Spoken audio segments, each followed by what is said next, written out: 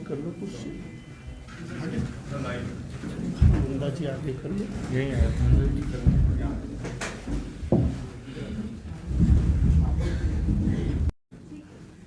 सभी मीडिया के साथियों का बहुत बहुत धन्यवाद, बहुत बहुत नमस्कार।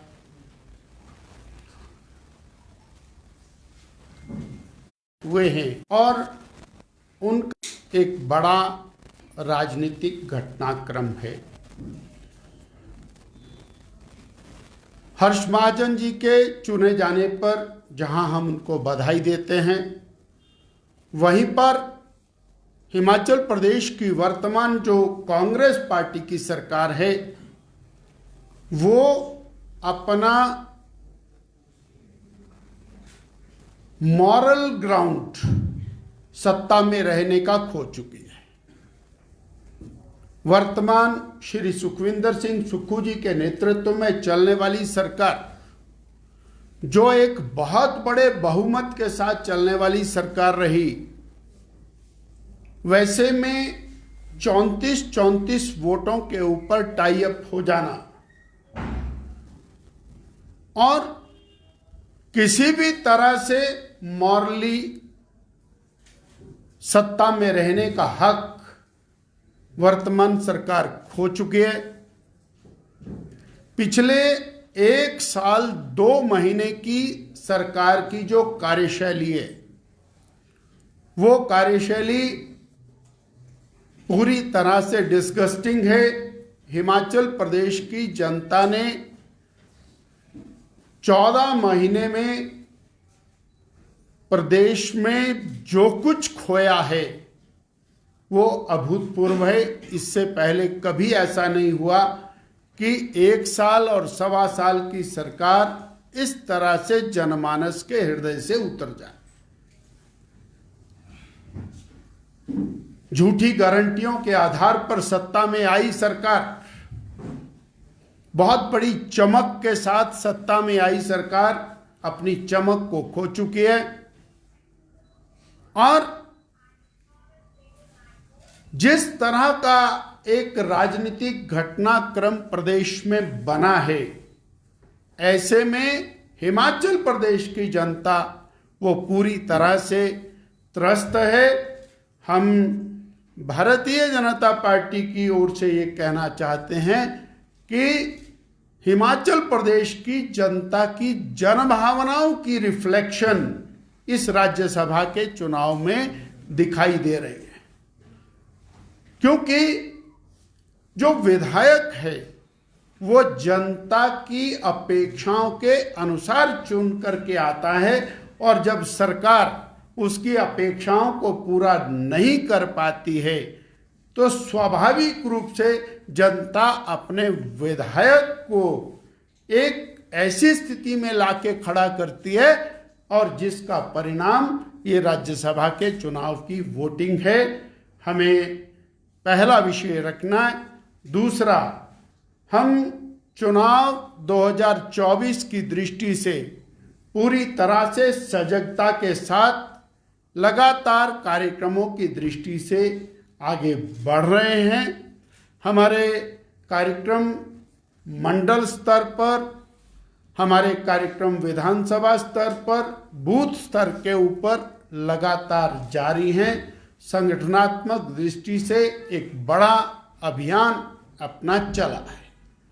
इसी कड़ी में राष्ट्रीय स्तर के ऊपर भारतीय जनता पार्टी का राष्ट्रीय अधिवेशन दिल्ली मंडपम में संपन्न हुआ और वो अधिवेशन अनेक मामलों में भारतीय जनता पार्टी के इतिहास में ऐतिहासिक अधिवेशन हुआ है। श्रद्धेय नरेंद्र भाई मोदी जी न केवल भारत के अपितु दुनिया के सबसे पॉपुलर और महान नेता के रूप में उभर करके दुनिया के सामने आए हैं और उन्होंने स्पष्ट शब्दों में ये कहा है, भारतीय जनता पार्टी 370 और एनडीए 400 के पार हिमाचल प्रदेश भारतीय जनता पार्टी उन आकांक्षाओं को पूरा करने के लिए निरंतर जमीनी स्तर के ऊपर काम पर जुटी है और हिमाचल प्रदेश की चारों सीटें भारतीय जनता पार्टी को मिले और नरेंद्र भाई मोदी जी तीसरी बार देश के प्रधानमंत्री बने, इस लक्ष्य को लेकर के चली है। इतना मुझे आज आपसे साझा करना। सर, तो इसका मतलब है कि अब आप लोग भी प्रयास नहीं करेंगे यहाँ पे जो सत्ता को गिराने को लेकर के तमाम चीजें हो रही थी, क्योंकि आपने लोकसभा की चर्चा की, 400 पार की चर्चा की, इसका मतलब कांग्रेस की सरकार यहाँ तो टिकी रहेगी। हमने कब गिराने का प्रयास किया? लेकिन आपका जो प्रश्न है वो उचित नहीं। हमने कब गिराने का प्रयास किया? ये तो अपने बोझ से गिरती हुई दिख रही है। भारतीय जनता पार्टी और कोई भी अलोकतांत्रिक दृष्टि से नहीं काम करती है, इसलिए भारतीय जनता पार्टी सभी एंगल्स पर काम करती है। आप लोग कब से कहते हैं ये सरकार माइनॉरिटी में है, लेकिन आज मैं तो आज भी कह रहा हूं कि वो अपना सत्ता में रहने का अधिकार खो चुकी है। गवर्नमेंट को मॉरल राइट नहीं।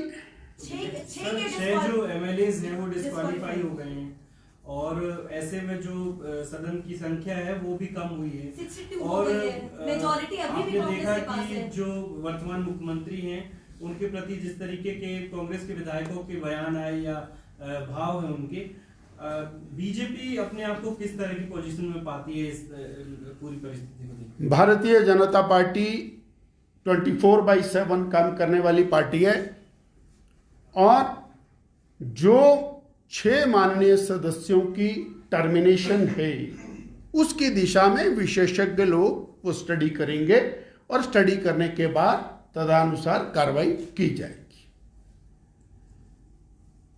और भी लोग हैं जो आपके संपर्क में हैं कांग्रेस के? हम और 2024 के चुनाव के लिए पूरी तरह से सज्ज हैं, उस दिशा में जुटे हुए हैं और जो वर्तमान सरकार की स्थिति है वो उनके ही मंत्री के द्वारा स्वयं उसका बयान किया गया है। हमें तो उसका बयान करने की जरूरत है। इस क्रूशियल फेज के ऊपर उनके एक महत्वपूर्ण मंत्री रेजिग्नेशन देते हैं तो दूसरे को उसके बारे में बयान करने की क्या जरूरत है?